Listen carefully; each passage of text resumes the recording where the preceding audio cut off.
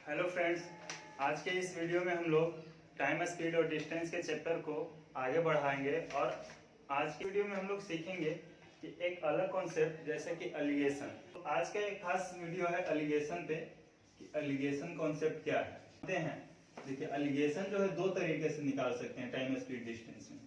Allegation जो है दो तरीके से, एक तो तरीका जो है वो आप स्पीड से लेकर के चलिए। स्पीड से लेकर के चलिए तो मानते हैं कि S1 है और ये S2 है, और यहाँ पे क्या हो जाएगा, एवरेज स्पीड बीच में रखिएगा। बीच में क्या एवरेज स्पीड रखिएगा, और यहाँ पे जो रेशियो आएगा आप जानते हैं कि रिवर्स आता है। रिवर्स आता है, अगर जो आप चाल को लेकर जा रहे हैं तो यहाँ पे जो रेशियो आएगा वो टाइम का आ जाएगा T1 रेशियो T2। ठीक है, पहला तरीका तो ये हो गया। अब बात करते हैं कि आप गौर किए होंगे कि जितना स्पीड आपका तेज है उतना दूरी आप एक्स्ट्रा तय करते हैं। जैसे कि आप यहाँ से फॉर्मूला से ही देख लीजिए कि चाल बराबर D/T होता है, यानी कि जितना आप चाल बढ़ाएंगे उतना दूरी आप ज्यादा तय करेंगे। यानी कि स्पीड बराबर डिस्टेंस हम यहाँ कर सकते हैं कि स्पीड बराबर डिस्टेंस। तो ये जो ये है, आपको यहाँ पे आप D भी लेकर के चल सकते हैं। यहाँ पे जो है D भी लेकर के चल सकते हैं, लेकिन रेशियो वही आएगा T1:T2 का। तो एक तो तरीका ये हो गया। दूसरा तरीका क्या होगा कि दूसरा वर्ड टाइम से आप लेकर के चल सकते हैं।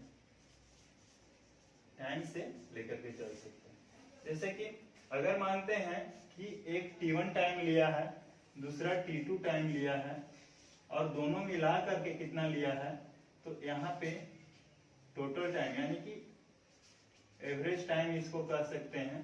और यहाँ पे जो रेशियो आएगा वो टाइम पे लेकर चले हैं तो या तो स्पीड का रेशियो आएगा या तो दूरी का रेशियो आएगा। ठीक है, S2/D2। तो ये दो तरीका है एलिगेशन फाइंड करने का। आप टाइम, स्पीड और डिस्टेंस में एक कॉन्सेप्ट को लगा सकते हैं।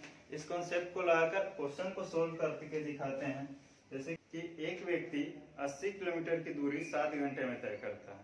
इसमें से अंशतः कुछ भाग पैदल चलकर 8 किलोमीटर प्रति घंटा की गति से तथा शेष दूरी साइकिल द्वारा 16 किलोमीटर प्रति घंटा की गति से चलकर तय करता है।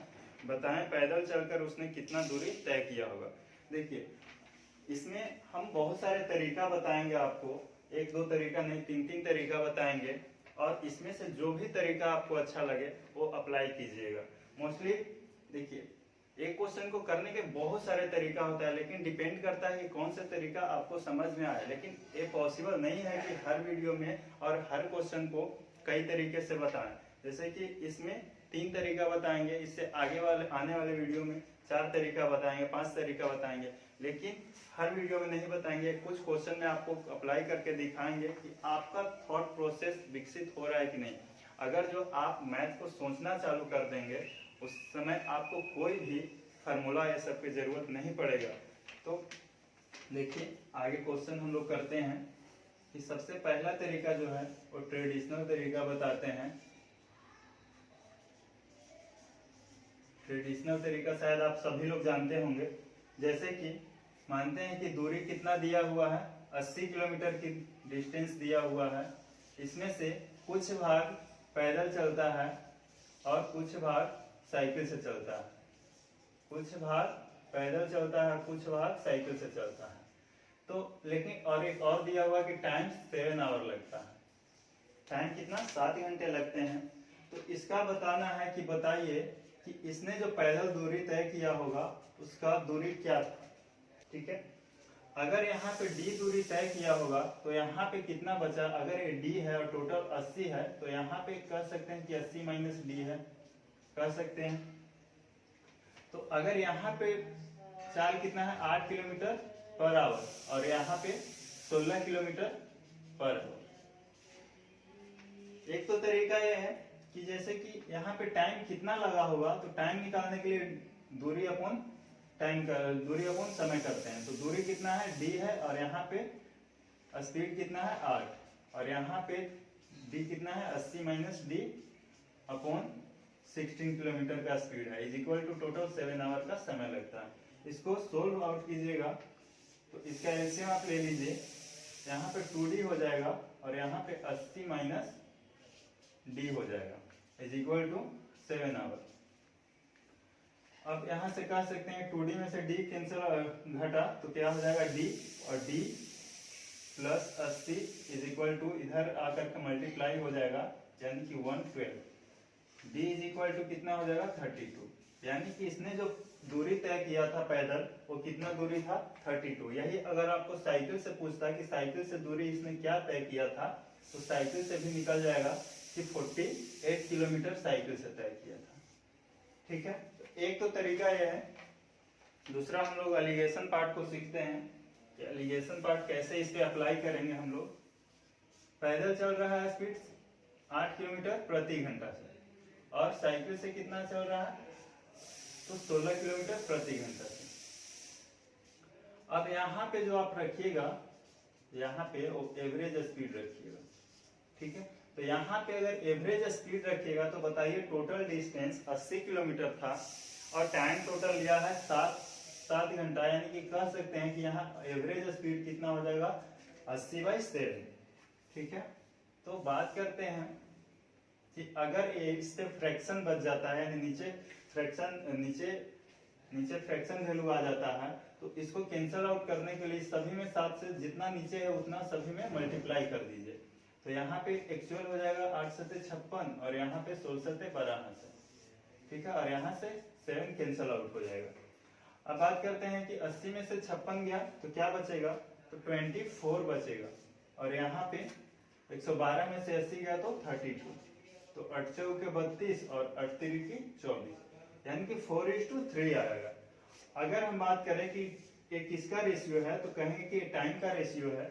अगर ये टाइम का रेशियो है तो कह सकते हैं कि 4 और 3 7 7 रेशियो का मान 7 था तो इसका कितना था 4 आवर, यानी कि 4 आवर इसका टाइम आ गया।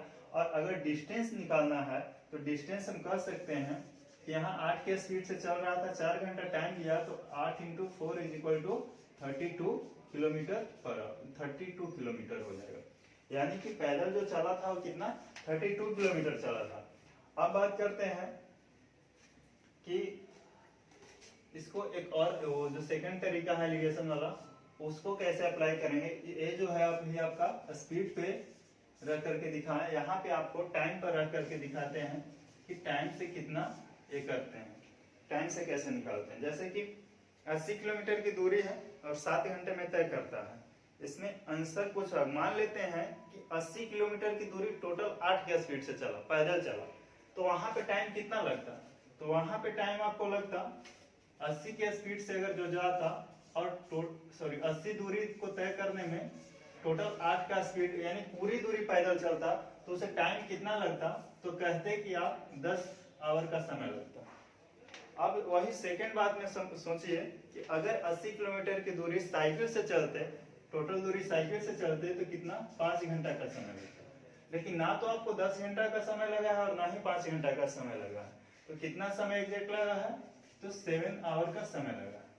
ठीक है, तो अब इसको एलिगेशन पे सेट हो गया। इसका रेशियो निकाल लीजिए, यहाँ पे हम लोग टाइम से लेके चल रहे हैं तो यहाँ हम लोग को स्पीड निकल जाएगा।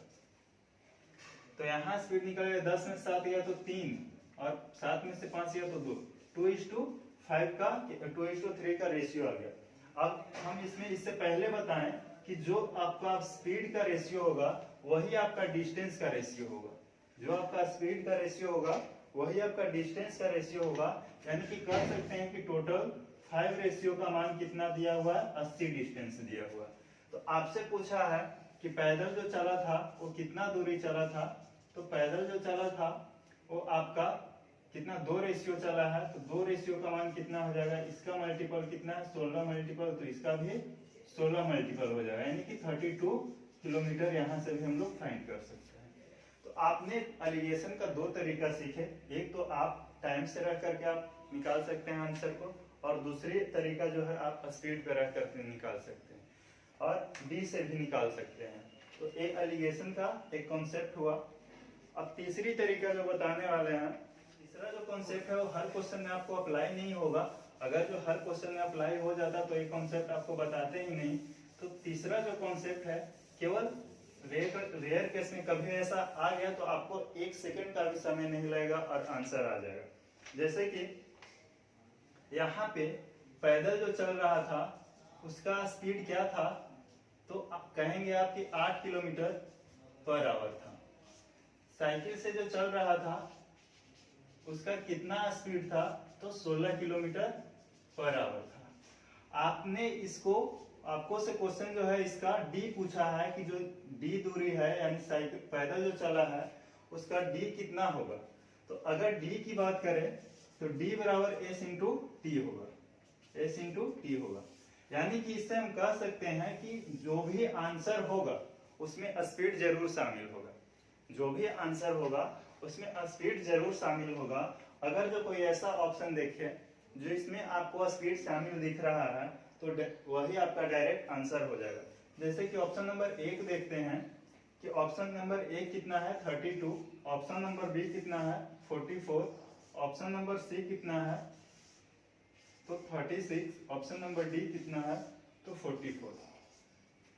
अब जरा बताइए कि अगर जो आपको आंसर डेसिमल में नहीं है इसका मतलब ये है कि ये जो है स्पीड जो है वो पूरी तरह इसमें शामिल है आंसर में।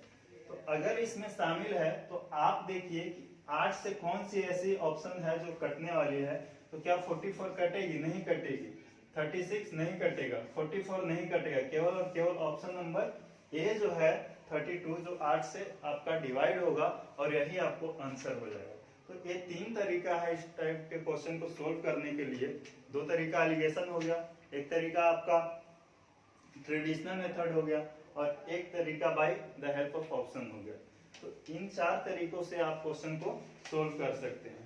ये हर क्वेश्चन में, मैं अभी भी बोल रहा हूँ कि ये हर क्वेश्चन में आपको लागू नहीं होगा, लेकिन हाँ जिसमें लागू होगा उसमें डायरेक्ट आंसर आ जाएगा, उसमें आपको सोल्व करने की जरूरत नहीं है। जैसे कि आगे वाले क्वेश्चन को देखते हैं कि एक किसान 61 किलोमीटर की दूरी को 9 घंटे में तय करता है। ठीक है, एक किसान 61 किलोमीटर की दूरी को 9 घंटे में तय करता है, कुछ 4 किलोमीटर प्रति घंटा पैदल चलता है और 9 किलोमीटर प्रति घंटा साइकिल से चलता है। सेम क्वेश्चन है, तो इसको बताइए कि पैदल कितनी दूरी चला था।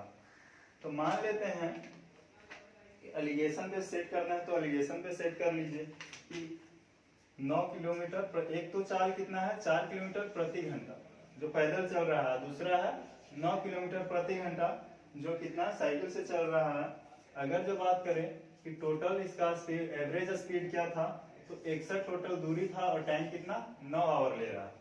इसको कैंसल आउट करने के लिए सबसे 9 से मल्टीप्लाई कर दीजिए, सबसे 9 से मल्टीप्लाई कीजिए, यानी कि यहाँ पे 36 हो जाएगा, यहाँ पे 81 हो जाएगा और यहाँ पे 61 हो जाएगा। अब इसको सोल्व कीजिए तो क्या आ जाएगा, 11 में 6 गया 5 और ये 5 में से 3 गया 2, 25 इधर आ जाएगा और यहाँ पे कितना आ जाएगा 20।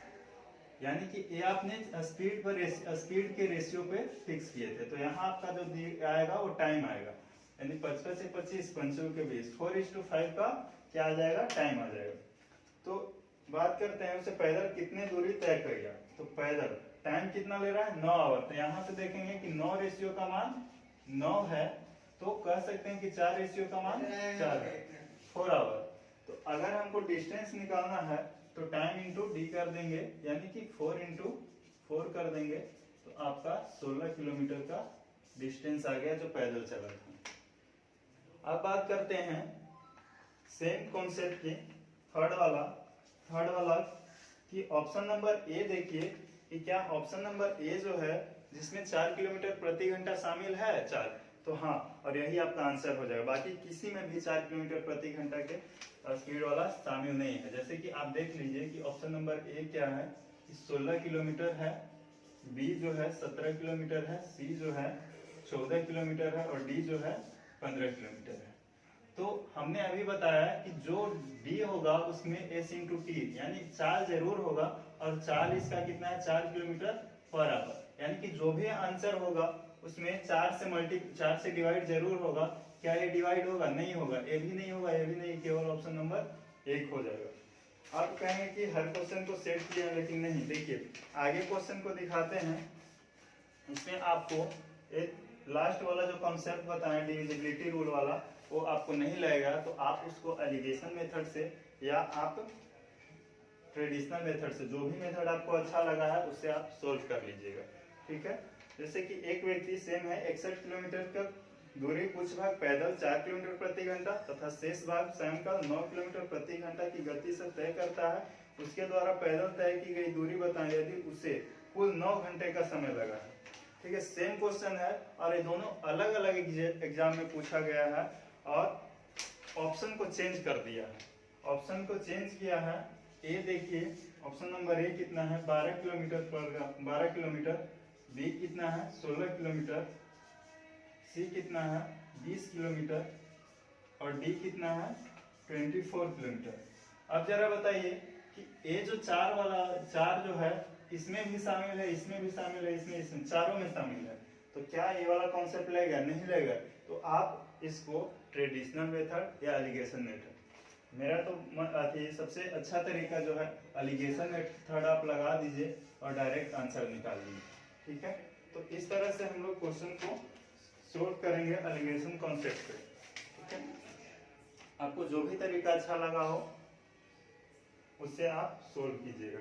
तो आज के लिए इतना ही। अगले वीडियो में हम लोग फिर मिलेंगे अगले नए कॉन्सेप्ट के साथ, और आगे वाले वीडियो में हम लोग 4-5 तरीका को सिखाएंगे एक क्वेश्चन को सोल्व करने के लिए। देखिए, क्वेश्चन तो बहुत सारे करा सकते हैं, लगातार बहुत सारे, लेकिन ऐसा लगता है कि आपको कॉन्सेप्ट की जरूरत है तो 1-2 क्वेश्चन 3 क्वेश्चन बताएंगे, उसमें आपको 4-5 तरीका सिखाएंगे कि उसको अलग अलग तरीके से कैसे सोच सकते हैं, अलग अलग तरीके से कैसे बना सकते हैं। ठीक है, तो कोई एक तरीका पे आप रिजिड मत रहिए, क्या पता कहाँ पे कौन सा तरीका काम आ जाए, कहाँ पे फार्मूला काम आ जाए और कहाँ पे कॉन्सेप्ट काम आ जाए। आपको हर तरीका सीखना है, लेकिन आपको जो समय को बचाता है वही तरीका उस क्वेश्चन में अप्लाई करना है। ठीक है, तो आज के लिए इतना ही।